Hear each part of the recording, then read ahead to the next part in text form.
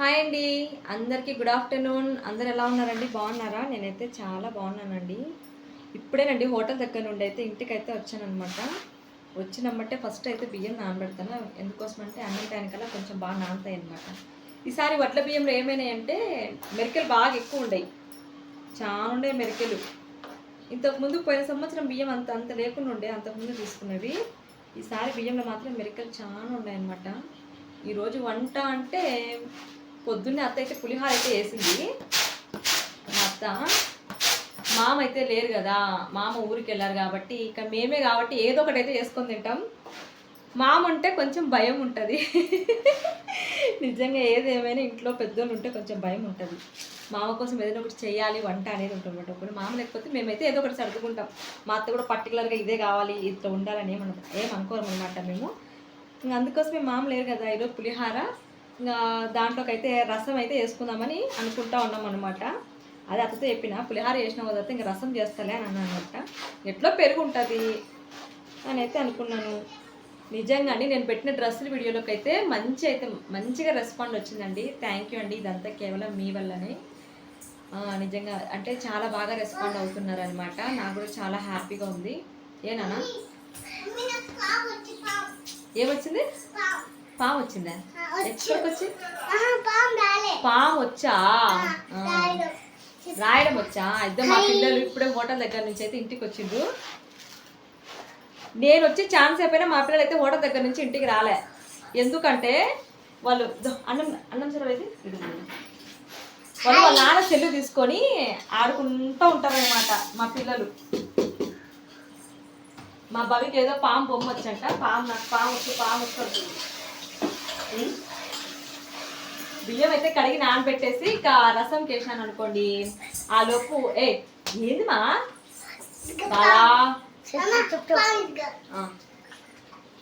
బియ్యం ఆ రసం అయ్యేలోపు బియ్యం అయితే నానతాయి అనమాట. రోజు అంతేనండి, పిల్లల క్యారీకి పిల్లల వరకు అయితే వేస్తాము. మేము మళ్ళీ సపరేట్గా వేసుకుంటాం. ఎప్పుడైనా ఏదైనా పప్పు అట్లా వేసినప్పుడు అయితే మధ్యాహ్నం పూట అన్నం ఒక్కటే వేసుకుంటాం. పిల్లలకి పప్పు చేసినప్పుడు అయితే బియ్యం నానాలి. ఇప్పుడైతే రసంకి వేస్తాను నేను. గుణిక నేనైతే రసంకి అయితే తయారు చేస్తున్నాను అనమాట. బాండి పెట్టి ఆయిల్ అయితే వేసిన. మేము ఎట్లా వేసుకుంటామంటే రసము టమాటాలు ఉడకబెట్టి వేసుకుంటాం అనమాట. ఇక్కడ టమాటాలు మిక్సీ పట్టి అయితే వేస్తారు. మా అత్త నేర్పించింది నాకు. నేను కూడా అట్లనే అలవాటు అయిపోయింది నాకు కూడా అనమాట.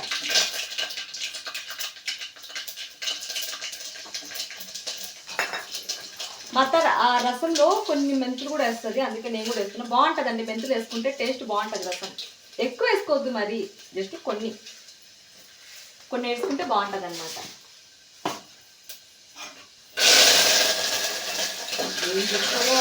కదా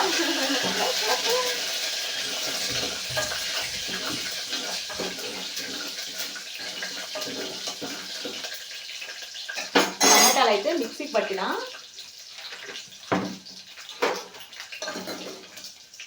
ఈరోజు అయితే శారీస్ వీడియో పెడదాం అనుకుంటున్నాను అనమాట. తప్పకుండా మీకు శారీస్ నచ్చుతాయని నేనైతే అనుకుంటున్నానండి.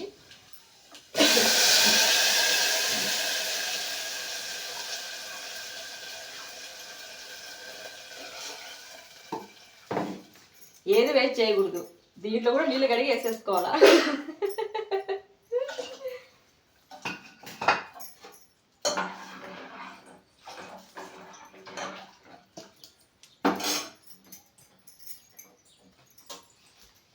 నానా పక్కకు జరుగుమా, బాను పక్క జరుగు నాన్న.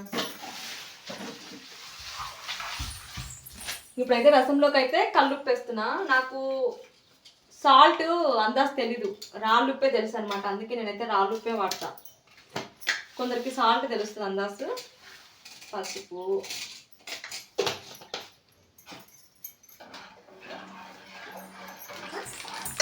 నేను రసానికి అయితే ఎంటీఆర్ రసం పౌడర్ వాడతా అండి. చాలా బాగుంటుంది అనమాట. పెద్ద ప్యాకెట్లు తెచ్చుకుంటే స్మెల్ పోయిద్ది అనేసి ఇట్లా చిన్న ప్యాకెట్లు అయితే తెచ్చుకుంటా అనమాట.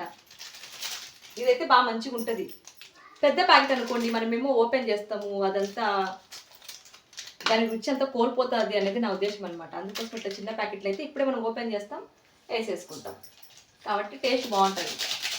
నేనైతే ఎంటీఆర్ రసంని ఎక్కువ వాడతాను అనమాట రసం చేసేటప్పుడు. రసం పొడి పడంగానే రసం గుమానించిపోతుంది వాసన.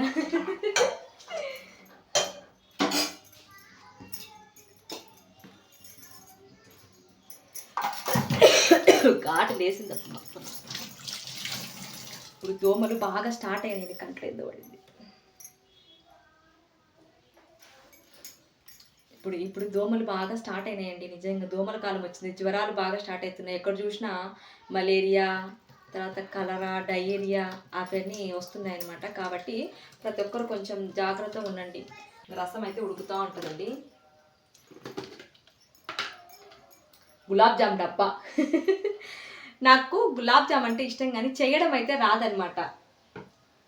అందుకోసం ఇట్లా డబ్బా, గులాబ్ జామ్ డబ్బా చాలా బాగుంటుంది. టేస్ట్ చాలా బాగుంటుంది అనమాట గులాబ్ జామ్. ఇవి భలే ఉంటాయి, స్వీట్గా, ఎమ్మిగా.